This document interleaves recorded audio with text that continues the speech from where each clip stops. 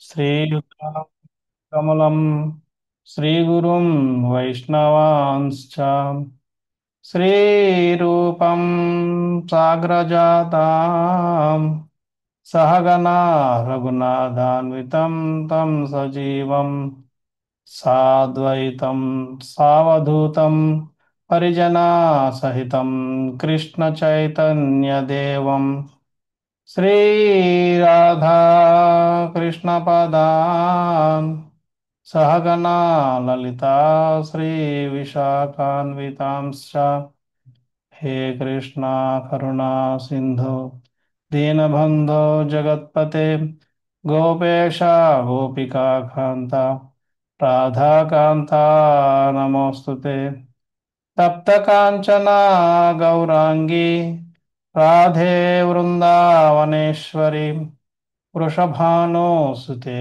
देवी प्रणमामि हरिप्रिये नमो विष्णुपादाय कृष्णप्रेष्ठाय भूतले श्रीमते भक्तिवेदान्ता स्वामिनिति नामिने नमस्ते सरस्वते देवे गौरवाणी प्रचारिणे निर्विशेष शून्यवादी पाश्चात्यदेशतारिणे वाञ्छाकल्पतरुभ्यश्च कृपा सिन्धुभ्य एव च पतितानां पावनेभ्यो वैष्णवेभ्यो नमो नमः जय श्री कृष्ण चैतन्य प्रभु नित्यानंद श्री अद्वैत गदाधरा श्रीवासदि गौर भक्त वृंद हरे कृष्णा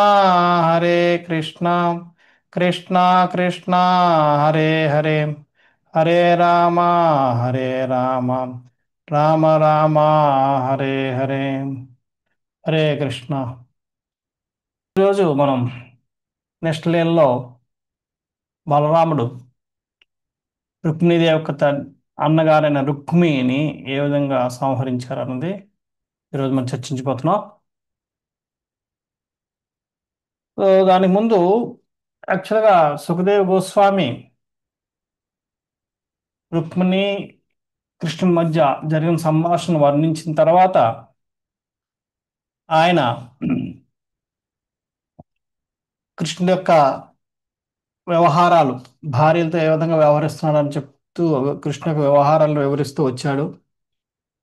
అందులో భాగంగా కృష్ణుడు చెప్తూ ఉంటాడు, సారీ సుఖదేవ్ గోస్వామి చెప్తూ ఉంటాడు కృష్ణ కోసం, కృష్ణుడి యొక్క భార్యలు ఎంతగా ప్రయత్నించినప్పటికీ కూడా కృష్ణుడు వాళ్ళకి ఆకర్షితులు అవ్వడం లేదు. కానీ అలాగని చెప్పి కొన్ని ఆకర్షితులు అవనప్పుడు కొన్ని రోజులకు పోతే మనకు కూడా విరక్తి వస్తుంది ఆ వ్యక్తి మీద. ఎవరైనా ఇప్పుడు మనం మనం వాళ్ళని ఆకర్షించుకోవాలనుకున్నప్పుడు వాళ్ళని మనం పట్టించుకోకపోతే కొంతసారి తర్వాత అంత అంత లేదులే అని చెప్పి వదిలేస్తాం మనం.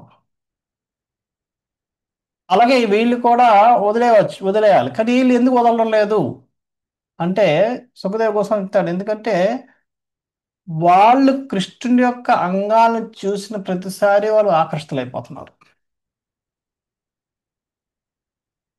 కృష్ణుని యొక్క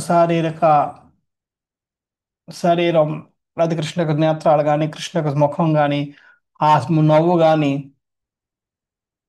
ఆ చూపు కానీ, అవి చూసి కృష్ణుని మీద అయిపోతున్నారు. అయితే ఇక్కడ మరి అటువంటిప్పుడు మరి అంత ఆకర్షితులైనప్పుడు వాళ్ళు ఏదో ఆడవాళ్ళని మగవాళ్ళని చాలా తొందరగా ఆకర్షించుకోవచ్చు. వాళ్ళు ఎందుకు ఆకర్షించలేకపోతున్నారంటే సుఖదేవ్ గోస్వామి వివరిస్తారు. రెండు రకాలైన ప్రేమ ఉంటుందట. నేను ప్రేమ, కామమయ ప్రేమ.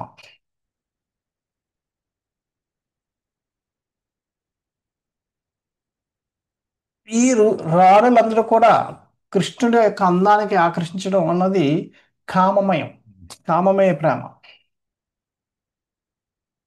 అంచేత కామమయ ప్రేమ కృష్ణుని ఎప్పుడు కూడా ఆకర్షించలేదు.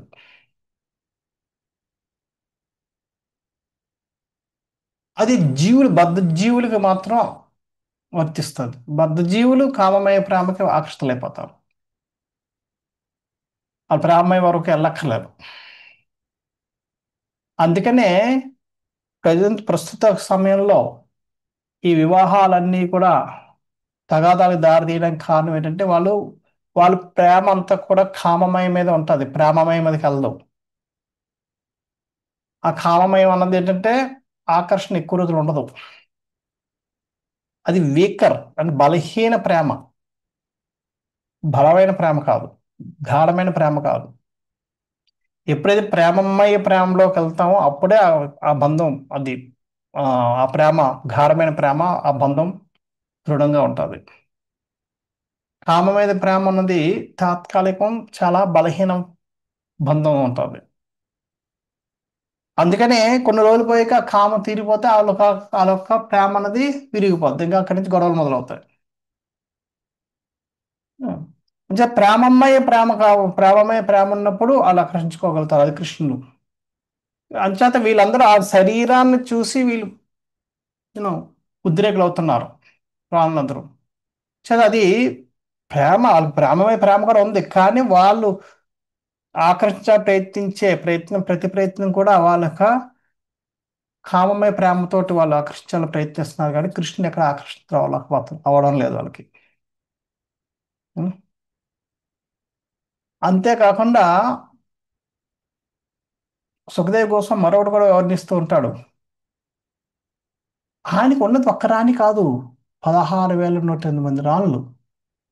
ఒక్కొక్క రాణి ఒక్కొక్క రకంగా ప్రయత్నిస్తుంటది, ఒక్కొక్క రకమైన కుంటి చూపులు చేస్తుంటది, ఒక రకమైన ఇది చేస్తుంది. వాళ్ళు ఒక రకమైన ఆ, ఇది ఒక రకమైన ఆ, ప్రేమ ప్రేమ అభిమానాలు చూపిస్తూ ఉంటుంది.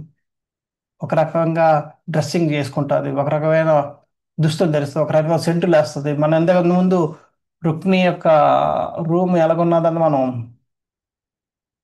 మనం చర్చించాం. అంత వర్ణన ఎందుకు ఇచ్చారు అంటే ఆ వర్ణన బట్టి మనం ఆ రాణులు ఎంత ఎంత అటెన్షన్ పే చేస్తున్నారు కృష్ణునికి సేవ చేయాలన్న దాంట్లో అన్నది మన డీటెయిల్స్, ఎంత అప్రమత్తంగా ఉన్నారు కృష్ణుని సేవలో అన్న విషయం మనం తెలుసుకోవచ్చు దానికోసం. సో ఆ విధంగా ప్రతి రాణి కూడా తన తన తన యొక్క దీంట్లో చేస్తుంది. ఎందుకంటే ప్రతిసారి కూడా కృష్ణుడు ప్రతి ఒక్క రాణి దగ్గరికి ప్రతిరోజు వెళ్తున్నాడు.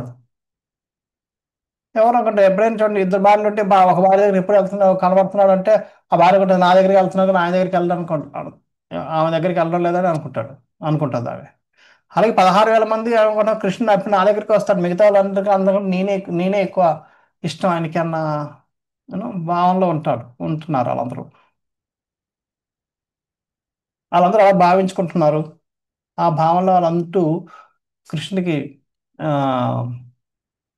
ఆ, కృష్ణ ఆకర్షించడానికి, ఇంకా ఆ ఆకర్షణ పోకుండా ఉండడానికి వాళ్ళు రకరకాలైన నవ్వులు, చిరునవ్వులు, లేదంటే ఆ చూపులు, కొంటి చూపులు, ఆ, అక్కడ చెప్తారు. ఆ సుఖదేవ్ గోస్వామి వర్ణిస్తున్నాడు చూడండి. సుఖదేవ్ గోస్వామి నిష్ఠ బ్రహ్మచారి, మాలాంటి బ్రహ్మచారి కాదు. ఆ, ఆయన చిన్నప్పుడు ఆయన నగ్న స్త్రీలు ఉన్నప్పుడు కూడా కనీసం పక్కన చూడను కూడా చూడలేదు. అటువంటి ఆయన వర్ణిస్తున్నాడు వాళ్ళ చూపులు ఎలాగున్నాయంటే మన్మథ బాణాల్లాగా తగులుతాయట ఎవరికైనా. అటువంటి చూపులు కూడా ఇప్పుడు 16,108 భార్యలు అంటే 16,108 బాణాలు తగులుతున్నాయి కృష్ణుడికి. కానీ ఏ ఒక్క బాణం కూడా కృష్ణుడి యొక్క అంగాల్ని ఉద్రేకపరచలేకపోతున్నాయి. ఎందుకంటే అవన్నీ కామపూరితాయి. కృష్ణుడు ప్రతిసారి కూడా వాళ్ళందరూ పర్మిషన్ తీసుకుని, అంటే రోజు ఏ భార్య దగ్గర ఉన్నాడు ఆ భార్య దగ్గర, ప్రతి భార్య దగ్గర నుంచి పర్మిషన్ తీసుకుని, ఈ రోజు నేను రాజ్యసభకి వెళ్ళి రానా అంటే వెళ్ళమంటేనే వెళ్ళేవాడు, లేకపోతే వదిలిపోయేవాడు. ఉండిపోవడం కాదు, ఇంకా ఆమె కన్విన్స్ చేసి ఆమెను బతిమలాడి ఏదో చేసుకుని మళ్ళీ వాళ్ళందరూ చేసుకుని వీళ్ళందరూ కూడా అరే నేనంటే ఎంత ప్రేమ అని అనుకుంటున్నారు. ఆ విధంగా ఆయన భ్రమితుంది. అంటే మరి అటువంటప్పుడు ఆయన ఆ- వాళ్ళకి ఆకర్షితులు అవనప్పుడు మరి వాళ్ళని అంతగా అడగడం దేనికి? వాళ్ళని అడిగి వాళ్ళు ఓకే అన్న తర్వాత వెళ్ళడం దేనికి? వాళ్ళని అంత బతిమలాడడం దేనికి? ఎందుకంటే వాళ్ళు కామ రూపంలో కామ ప్రేమతోటి ఎప్పుడైతే కామమయ ప్రేమతోటి ఎప్పుడైతే ఆకర్షించుకున్నారో ఆ ఆకర్షణ లేదు. మిగతా టైంలో ఎంత వాళ్ళు ఎంతో చక్కగా కృష్ణుని సేవ చేసేవారట. కృష్ణుడికి రాగానే స్వాగతం పలికేవారు. కాళ్ళు కడిగేవారు, కాళ్ళకి పూలు పూజ చేసేవారు. ఆ, అలాగే నెక్స్ట్ ఉదయాన్నే లెగ్గానే ఆయన లేపేవారు, తీసుకెళ్లేవారు, అంటే స్నానం చేయించేవారు. తుడవడం, బట్టలు తుడవడం, బట్టలు వేయడం, కొత్త బట్టలు వేయడం, చందనం పెట్టడం, ఆభరణాలు వేయడం, అన్నీ తలకి ఒక సుగంధ తైలాన్ని పెట్టడం, అన్ని స్వయం చేసేవారు. అదంతా ప్రేమపూర్వకంగా చేశారు కాబట్టి ఆ ప్రేమమై ప్రేమలో ఉన్నప్పుడు వాళ్ళని వదిలిపెట్టడానికి ఇంక ఇష్టపడేవారు కాదు.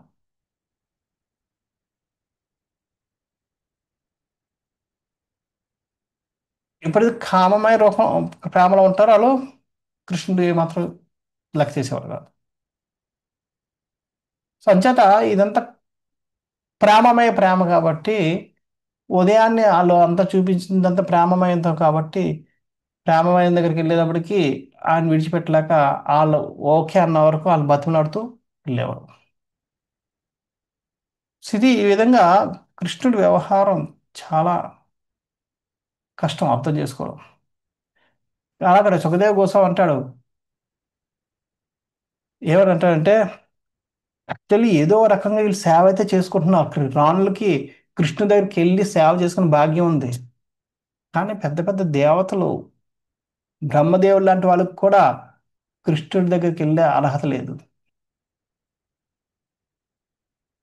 వాళ్ళకంటే వీళ్ళు ఎన్నో వంద రెట్లు, ఎన్నో రెట్లు భాగ్యవంతులు. అందుకని వీళ్ళు రోజు ఉదయాన్నే వెళ్ళి కృష్ణు దగ్గరికి వెళ్ళిపోవడం, సేవ చేయడం అన్ని చేస్తున్నారు. అది ఈ రాణుల తాలూకు అదృష్టం అని చెప్పి ఆయన రాళ్ళ యొక్క అదృష్టాన్ని, రాణులతో కృష్ణుడు ఏ విధంగా వ్యవహరిస్తున్నాడు, కృష్ణుడితో రాణులు ఏ విధంగా వ్యవహరిస్తున్నారు అని వివరిస్తూ చాలా చక్కగా వర్ణిస్తాడు. ఆ వర్ణించిన తర్వాత ఇంక సంతానం కోసం చెప్తాడు. ప్రతి రాణికి ఒక 10 మంది పిల్లలు, అలాగే 8 మంది భార్యలు, ప్రధాన భార్యలు. ఆ 8 మంది ప్రధాన భార్యలకి 80 మంది పేర్లు ఇస్తాడు. అది మీరు భాగవతంలో చూసుకోవచ్చు కావస్తే. అలాగే 16,000 మంది 16,100 భార్యలు అంటే వాళ్ళందరిలోకి అందరి భార్యల పేరు చెప్పడం, అందరిలో ప్రధాన ప్రధాన భార్య వాళ్ళందరికీ మనం ప్రతినిధి అనుకోవచ్చు. ఆమె పేరు రోహిణి. ఆమె భార్య పేర్లే వర్ణిస్తాడు. సో ఆ విధంగా ఇలా మళ్ళీ అంటే ఎంతమంది? 16,000 అంటే 1,60,000 మంది పిల్లలు చెప్తారు. ఆ విధంగా సుఖదేవ్ గోస్వామి చెప్తాడు. వాళ్ళకి వాళ్ళ పిల్లలు వాళ్ళందరినీ కలుపుకుంటే దగ్గర దగ్గర కృష్ణుడి యొక్క వాళ్ళు, అదే మళ్ళీ వాళ్ళ పిల్లలకి పిల్లలు అవన్నీ కలుపుకుంటే దగ్గర దగ్గర కృష్ణుడి యొక్క సంతానం ఒకటే 100 కోట్ల వరకు ఉందట. అంటే ముని మనవల వరకు వచ్చేటప్పటికి, కృష్ణుడు వెళ్ళిపోయేటప్పటికి, కృష్ణుడి ఈ అవతారాన్ని చాలించి వెళ్ళిపోయేటప్పటికల్లా కృష్ణుడి యొక్క సంతానమే 100 కోట్ల వరకు వెళ్ళిందట. చూడండి, దానివల్ల అర్థం చేసుకోవచ్చు ఎంత పెద్ద సంతానం ఎలాగుండేదో. సో అలా వర్ణిస్తున్నప్పుడు ఆ వర్ణనలో వస్తుంది రుక్మిణి యొక్క ప్రథమ పుత్రుడైన ప్రద్యుమ్నుడికి రుక్మి యొక్క కుమార్తెనిచ్చి పెళ్లి చేస్తాడు అని చెప్పి. అంతేకాకుండా రుక్మిణి యొక్క మనవడికి రుక్మిణి యొక్క అన్నగారు రుక్మి యొక్క మనవడిని ఇచ్చి మనవరాలకి ఇచ్చి పెళ్లి చేస్తారంటారు అని అది కూడా వర్ణిస్తాడు. వర్ణించక సుఖదేవ్ గోస్వామి సారీ, పరీక్షిత్ మహారాజుకి డౌట్ ఉంటుంది, అరే అదేంటిది, అదెలా సాధ్యమైంది? రుక్మి కసితో పగబట్టిన పావలా బుసలు పడుతున్నాడు, కృష్ణుని చంపాలని చెప్పి వచ్చాడు, ఓడిపోయాడు. ఇంక వెనక్కి వెళ్ళలేక అక్కడ కృష్ణుడి వల్ల ఆయన వెనక్కి వెళ్ళలేక మధ్యలో భోజగట్ట అనే ప్రదేశంలో అక్కడ ఉండిపోయి అక్కడ నివాసాన్ని ఏర్పరచుకొని నిలబడు ఉన్నాడు. అటువంటి ఆయన కృష్ణుడికి, మళ్ళీ కృష్ణుడికి తన పిల్లల్ని కూతుర్ని ఎలాగ ఇవ్వడానికి ఒప్పుకున్నాడు అని చెప్పి ప్రశ్నిస్తాడు. ప్రశ్నించడం కాకుండా అంటాడు, ఒకవేళ సుఖదేవ్ కోసం అవన్నీ నాకు తెలియదు, నాకు ఏం జరిగిందో అది అదే అని చెప్తాను అంటాడేమో అని చెప్పి యోగులు, శుద్ధ భక్తులు, వాళ్ళకి భూత భవిష్యత్ వర్తమాన కాలాల్లో జరిగే ప్రతి విషయం తెలుస్తుంది.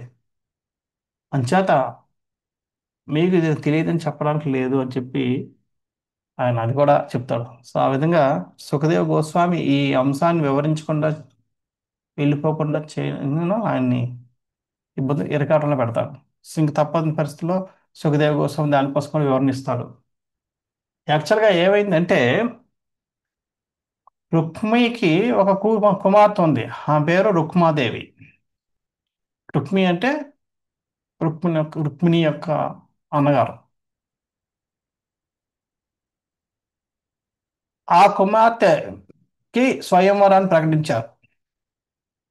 ఆ స్వయంవరంలో కృష్ణుని కుమారుడైన ఈ ప్రద్యుమ్నుడు వెళ్తాడు. మన ఇంతకు ముందు ప్రద్యుమ్నుడి కోసం చెప్పుకున్నాం. ప్రద్యుమ్నుడు ఎవరు కాదు, సాక్షాత్తు రతిదేవుడు. రతిదేవుడు లేదంటే మన ఆ, మన్మధుడు. సో మన్మధుడు లాంటి వాడిని ఎవరు కాదనుకుంటారు. సో ఆ స్వయంవరానికి యాదవులు ఎవరిని పిలవడు, అయినా సరే ప్రద్యుమ్నుడు వెళ్తాడు, ఒక్కడే వెళ్తాడు. వెళ్తే ఆ ప్రద్యుమ్నుని చూడగానే ఆమె ఇంకా ఆకర్షితురాలైపోయి ఆమెకి మెల్లో మాల వేసేస్తుంది. అది రుక్మిణికి అర్థం, ఇష్టం ఉండదు. కానీ ఏం చేయాలో అర్థం అవదు.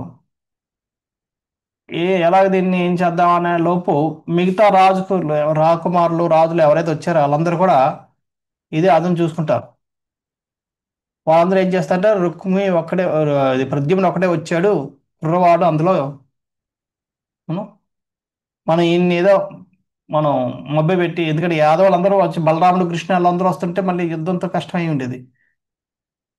అంటే ఈయన కుర్రవాడే కాబట్టి ఈయన భయపెట్టి మనం రుక్మాదేవిని తీసుకెళ్ళిపోవచ్చు, మనం తీసుకెళ్ళిపోవచ్చు అని చెప్పి వాళ్ళు ఎలాగైతే కృష్ణుడు కిడ్నాప్ చేసి తీసుకెళ్ళిపోయాడు ఆ విధంగా తీసుకెళ్ళిపోదాం అని చెప్పి వాళ్ళందరూ ప్రద్యుమ్నుడి మీదకి దండయాత్ర చేస్తారు. కానీ ప్రద్యుమ్నుడు అది రుక్మికి కూడా చాలా కావాలి, అదే కావాలి, ఎందుకంటే ఏదో రకంగా పెళ్లి ఆపాలి. సో వాళ్ళందరూ అటాక్ చేసేటప్పుడు రుక్మి కూడా చాలా ఆనందపడతాడు, అబ్బా ఫోన్లే నేను ఏం చేయాలని ఆలోచిస్తున్నాను, వీళ్ళందరూ అటాక్ చేస్తున్నారు మంచిదే అని చెప్పి. కానీ ప్రద్యుమ్నుడు ఎంత వీరుడు అంటే, ప్రద్యుమ్నే కాదు ఆ లెక్కకు వస్తే ఈ 1,60,60 60,000 మంది పిల్లలు కూడా తండ్రికి ఏమాత్రం కూడా తగ్గిపోరు. అవును. గుణాల్లో అన్ని గుణాలు అలా ఉన్నాయి. అంచేత వీరత్వం కూడా అలాగే ఉంది. అంచేత పద్యంలో చిన్నింటాడు కాదు, అందులో చూడడానికి కూడా సాక్షాత్ కృష్ణులాగా కనబడతాడు. దాంతో ఆయన మొత్తం వాళ్ళందరినీ ఓడించేస్తాడు, రాను ఆ, రాజులందరినీ ఒక్కడే ఓడించి వాళ్ళందరూ పారిపోతారు ఈయన దాటికి తట్టుకోలేక. ఇంకా ఆ విధంగా చేసేటప్పటికి ఇంకా రుక్మికి ఏం చేయాలి తప్పదుగా, కాదన్నాడు కదా ఇప్పుడు, ఆయన స్వయంవరం అన్ని చేసుకున్నారు కాబట్టి కాదని లేక ఇంకా తప్పనిసరి పరిస్థితిలో ఈ వివాహానికి ఒప్పుకుంటాడు. సో ఆ విధంగా రుక్మిమావతికి ప్రద్యుమ్నుడికి వివాహం జరుగుతుంది. అది బాగానే ఉంది. మరి ఈ ప్రద్యుమ్నుడికి కొడుకు పుడతాడు, ఆ కొడుకు పేరు అనిరుద్ధుడు. అలాగే రుక్మికి ఇంకొక మరి కొడుకో కూతురు ఉంటుందో, ఆమెకి ఇంకొక మనవరాలు పుడుతుందో, ఆమె పేరు రోచన. అనిరుద్ధుడికి రోచన అడిగితే యాక్చువల్గా అలా రెండు సంబంధాలు, దగ్గర దగ్గర సంబంధాలు చేసుకోకూడదు, అది విరుద్ధం. అయినా సరే రుక్మిణీదేవి అడిగింది కాబట్టి రుక్మిణీదేవి యొక్క కృప వల్ల ఆయన బతికి బయటపడ్డాడని అన్న ఒక కృతజ్ఞత కారణం అవ్వచ్చు. లేదంటే రుక్మిణీదేవి మీద తనకున్న అభిమానాన్ని వ్యక్తపరచడం కోసం అవ్వచ్చు. మూడో కారణం కూడా చెప్తారు ఏంటంటే నిజంగా ఆయనకి రుక్మిణి అంటే ప్రాణం యాక్చువల్గా. అంచేత ఆ ప్రాణం వల్ల మొగమాటంతో ఆయన కాదని చెప్పలేకపోతాడు. సో ఈ మూడు కారణాల చేత ఆ విరుద్ధమైన సరే ఆ సంబంధానికి ఆ వివాహానికి ఆయన ఒప్పుకుంటాడు. సో ఆ విధంగా వారి వివాహం అక్కడ జరగడం అనేది మొదలైంది. సో ఆ వివాహానికి జనరల్గా వివాహాలన్నీ ఆ, పెళ్లి కూతురు ఇంటి దగ్గర జరుగుతాయి కాబట్టి పెళ్లి కూతురు ఇంటికి ఆ పెళ్లి కూతురు ఇంటి అంటే అదే రుక్మి యొక్క ఆ, రాజధాని ఆ, భోజకుంట భోజకట. భోజకటకి యదు యదు యదు వంశస్థులందరూ వస్తారు. ప్రద్యుమ్న అనిరుద్ధ ఎలాగో రావాలి పెళ్లి కొడుకు. పెళ్లి కొడుకు తండ్రి ప్రద్యుమ్న రావాలి. వాళ్ళందరితో పాటు కృష్ణుడు, బలరాముడు, కృతవర్మ అందరూ వస్తారు. వాసుదేవుడు, నేను మొత్తం రుక్మిణీదేవి, ఇలా మొత్తం యదు వంశస్థులు అందరూ వస్తారు. అలాగే రుక్మి యొక్క స్నేహితులు వాళ్ళందరూ కూడా వస్తారు. అందులో రుక్మి యొక్క స్నేహితులు అంటే అర్థం ఏంటి? వాళ్ళు కొంతమంది రుక్మి అంటే ఇష్టపడే వాళ్ళు ఉండొచ్చు, కొంతమంది కృష్ణ అంటే పడని వాళ్ళు కూడా ఉండొచ్చు. సో ఆ విధంగా వాళ్ళందరూ కూడా ఒక చోటుకి వచ్చారు. అక్కడ వివాహం జరుగుతుంది, ఆల్మోస్ట్ అయిపోయింది. అయిపోయినప్పుడు ఇంకా కూర్చున్నప్పుడు ఈ కళింగరాజు రుక్మిణికి కళింగరాజు ఊ, ప్రాతి ఆ, దీంట్లో ప్రాతినిధ్యంలో రాజులందరూ వచ్చి రుక్మిణి రుక్మి రుక్మిణిని ప్రేరేపిస్తారు. నువ్వు వెళ్ళి బలరాముడికి చదరంగం ఆడదామని ఆ, సవాల్ చేయి. బలరాముడు ఎప్పుడు కూడా ఎవరైనా సవాల్ విసిరితే దాన్ని తీసుకోకుండా ఉండడు. అందులో ఆయనకి జోదం ఆడడం రాదు. ఆడడం రాదు. ఎవరైనా ఛాలెంజ్ చేస్తే వెనక్కి తగ్గడు. అంటే ఆ విధంగా వాళ్ళని మనం ఓడించి వాళ్ళని మనం ఇచ్చేసి నీకు జరిగిన అవమానానికి మనం ప్రతీకారం తీర్చుకుందాం అంటారు. అనేటప్పటికి అది చాలా బాగుంది అని చెప్పి వాళ్ళు ఇలా చెప్పడం వెనకాతలు ఎందుకంటే కృష్ణునే పిలవచ్చు, కానీ యాక్చువల్గా బలరాముడు ఏం చేయలేదు. ఒక వ్యక్తిని చూసుకుని బలరాముడు ఇంకా ఆ సందర్భంలో కృష్ణుని మందలిస్తాడు, అలా ఇన్సల్ట్ ఎందుకు చేస్తున్నావు అని చెప్పి, ఇంకొని అలా చేయొచ్చా అని చెప్పి. అయినా సరే వాళ్ళు బలరాముడినే పిలుస్తారు. ఎందుకంటే కృష్ణుడి కోసం తెలుసు, కృష్ణుడు దొంగలకు దొంగ. యూనో బా భగవద్గీత చెప్తా అంది, చీటర్ ఆఫ్ ది చీటర్స్ అని. యూనో అంచేత ఆయన దొంగలకు దొంగ. అంచేత ఆయన ఎవరు కూడా ఇచ్చేయలేరు. అంచేత ఆయన పిలిస్తే ఆయన వీళ్ళందరూ ఓడించేస్తాడు, అది తెలుసు. అంచేత మరి ఇంకా మాట ఇసరడానికి అవమానపరచడానికి అవకాశం ఉండదు. అందుకే బలరాముని పిలుస్తారు అనమాట. సో బలరాముని అడగడం బలరాముడు ఇంకా మాట తిరస్కరించకుండా వచ్చి కూర్చుంటాడు. కూర్చోగానే ఫస్ట్ పందెం వేస్తారు, ఎందుకు 100 బంగారు నాణానికి. బలరాముడు ఓడిపోతాడు. తర్వాత 1000 వేస్తారు, 1000 బంగారు నాణాలు ఓడిపోతారు. తర్వాత 10,000 వేస్తారు, 10,000 బంగారు నాణాలు ఓడిపోతాను. అలా బలరాముడు ఓడిపోయిన ప్రతిసారి ఈ రాజులందరూ కూడా ఆయన ఎగతాళి చేసడం, నవ్వడం చేస్తారు. అందులో ఈ కళింగరాజు మరి ఎగిరి ఎగిరి పడి ఈ ఈ ఈ అని చెప్పి ఇలాగ కళ్ళు ప్రతిసారి కూడా ఆ, ఆ, ఎవరు బలరాం ముఖం ముందు పెట్టి ఈ అని చెప్పి పళ్ళు చూపిస్తూ ఎగతాళి చేసేవాడట. బలరాముడికి ఇది చాలా చిరాకు వస్తుంది, కానీ ఓడిపోతున్నారు కాబట్టి మనం ఇంకా ఆయన అనకూడదు. ఏమని అంటే మళ్ళీ అది ఓడిపోయానని చెప్పి ఇలా చేశానని చెప్పి అంటారని చెప్పి భరిస్తున్నాడు. ఆ గేమ్ అయిపోతే ఆగిపోయారు. ఆగిపోయిన తర్వాత అక్కడితో ఆగిపోతే ఆగిపోకుండా మళ్ళీ కళింగరాజు మళ్ళీ ప్రేరేపిస్తాడు రుక్మిణి, మళ్ళీ ఆడదాం పద అని చెప్పి మళ్ళీ మళ్ళీ ఆహ్వానించు, ఈసారి ఇంకా మనం ఇంకా అవమానపరుద్దాం అని చెప్పి. సో మళ్ళీ వెళ్ళి అడుగుతారు. మళ్ళీ బలరాముడు వస్తాడు. ఈసారి 1,00,000 బంగారు నాణాలకి పందెం వేస్తారు. ఆ పందెంలో ఈసారి బలరాముడు గెలుస్తాడు. బలరాముడు గెలిచినా సరే రుక్మి మాట మార్చి, ఇదేం లేదు, నేను గెలిచాను, నేను గెలిచాను, చూసాను, నేనే గెలిచాను, నేనే గెలిచాను, ఇదే అదని చెప్పి మొత్తం గట్టి గట్టిగా అరిసేస్తే ఇక బలరాముడు అంటాడు, ఫోన్లో అయితే నెక్స్ట్ ఇంకో గేమ్ ఆడదాం అని అంటాడు. మళ్ళీ మళ్ళీ గేమ్ ఆడినప్పుడు ఈసారి 10 కోట్ల బంగారపు నాణాలు బెట్ట పెడతారు, పందెం పెడతారు. ఆసారి కూడా బలరాముడు పక్కా గెలుస్తాడు. గెలిచాడు. మళ్ళీ రుక్మి అంటాడు, చూసావా, నేనే గెలిచాను, నేనే గెలిచాను అంటాడు.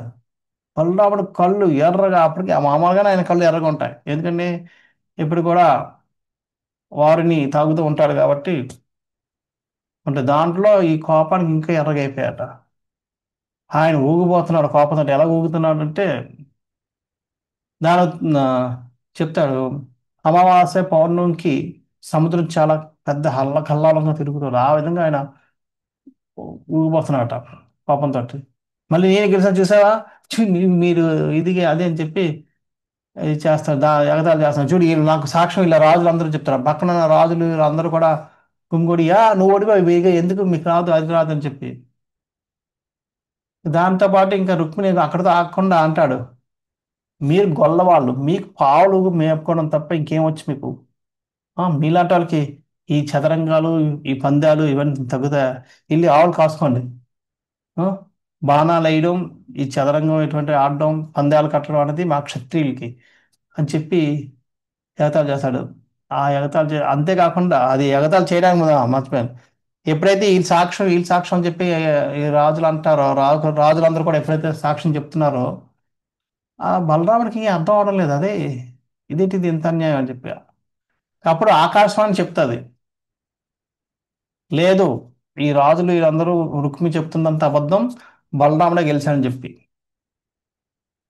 అది చెప్పిన తర్వాత కూడా ఆ దివ్య సందేశాన్ని కూడా తిరస్కరించి వీళ్ళు ఇంక ఎగతాళి చేయబడతారు. మీరు గొల్లవాళ్ళు, మీ ఇద్దరు కూడా వీళ్ళు ఆవులు కాసుకోండి, ఎందుకు ఇటువంటి ఆటలకు పనికిరారు మీరు, ఇవి మా క్షత్రియులు మేలాంటి వాళ్ళకని చెప్పి ఇంకా అనేటప్పటికి ఇంకా బలరాముడు కోపం వస్తుంది. ఇంక ఏం మాట్లాడకుండా లెగిసి ఒక పక్కన గద తీసుకుంటాడు, తీసి ఒక్కటి రుక్మిణి నెత్తి మీద కొడతాడు అంతే. అంతే, రుక్మి అక్కడికక్కడే చనిపోతాడు. అది చూసేటప్పటికి ఇంతవరకు నవ్వుతున్న రాజులు, అంత ప్రత్యేకించి కళింగరాజుకి ఇంక నోటి మాట ఆగిపోద్ది. వాళ్ళకి ఇంకా అర్థమైంది, ఇప్పుడు బలరాముడు ఇంకా యాక్షన్లోకి వచ్చాడు, నెక్స్ట్ మనమే అని చెప్పి కళింగరాజు పారిపోతాడు. అంతే, బలరాముడు లేచి 10 అడుగులు కూడా దాటక ముందే పట్టుకొని, ఆయన ఇందాక నుంచి పళ్ళు పళ్ళని చూపిస్తున్నాడు కదా, గదతో ఒక్కడు కొట్టి మొత్తం 32 పళ్ళు ఎరగొట్టేస్తాడు. తీసి తన చేతిలో పెట్టి పంపిస్తాడు. ఇంక తర్వాత మిగతా రాజులు రాకుమారులు ఎవరైతే నవ్వుతున్నారో, ఎగతాళి చేశారో, వాళ్ళందరినీ కూడా పట్టుకొని ఒక్కొక్కరికి కాలు చెయ్యి ఎరగొట్టి, యూనో ఎరగొట్టి చితకబాదాడు. ఒక్కళ్ళు కూడా ఎదురు తిరగలేదు, ఎందుకంటే వాళ్ళకంతా అర్థమైంది, ఇప్పుడు మనం ఏమాత్రం ఎదురు తిరిగినా మన ప్రాణాలు పోతాయి. ఆల్రెడీ ఒకరిని తీసేశాడు, మనం బతికి వదిలేసాడు, అదే గొప్ప అని చెప్పి అలా కుంటుకుంటూ పరుగులు తీశారు వాళ్ళందరూ. సో ఈ విధంగా ఆ శుభకార్యంలో అశుభమైన ఇది జరిగింది. ఇదంతా కృష్ణుడు చూస్తున్నాడు, కానీ కృష్ణుడు ఒక మాట అనలేదు. అయ్యో ఎందుకు అన్నావు అని అంటే బలరాముడి కోపం వస్తుంది. అలాగని బలరాముని సమర్థిస్తే, మంచి పని చేసావు అలాంటి అదే చెప్పాలని చెప్పి అని బలరాముని సమర్థిస్తే, రుక్మిణి తన అన్నగారు చంపినందుకు రుక్మిణికి కోపం వస్తుంది. అది ఏం చేయాలి తెలియదు, అలా సైలెంట్ కూర్చున్నాడు, ఏం చేయకుండా. బలరాముడు అందరిని చంపేసి వచ్చి వెనక్కి కూర్చున్నాడు. ఈలో పెళ్లి అయిపోయింది. ఇక రుక్మిణికి కూడా అర్థమైంది, మా అన్నగారికి ఇంకా ఇంకా కోపం వదులుకోలేదు. తగిన శాస్తి జరిగింది తప్పి ఆమె కూడా లోపల ఆ ప్రేమ ఉన్నా సరే ఆ ప్రేమ కాస్త కోస్త అంతవరకు. ఎందుకంటే కృష్ణుని మీద ద్వేషం అన్నది ఏ భక్తుడికి నప్పదు. ఉం. అందుకనే ప్రహ్లాదుడు తనని హింసిస్తున్నందుకు ఎప్పుడు కూడా హిరణ్యకశిపుడికి నచ్చజెప్పడానికి ప్రయత్నించలేదు.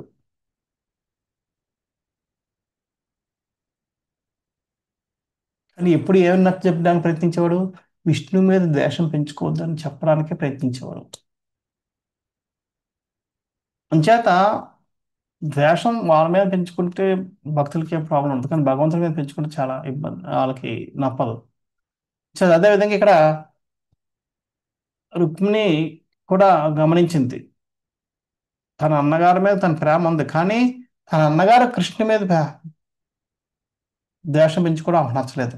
అంచేత అది చూసి ఆమె కూడా ఇంకా వదిలేస్తుంది. ఈ వేస్ట్ ఇటువంటి ఆయనతో నేను బంధం పెంచుకోవాలని చెప్పి ఆమె కూడా ఏం అబ్జెక్షన్ చెప్పలేదు.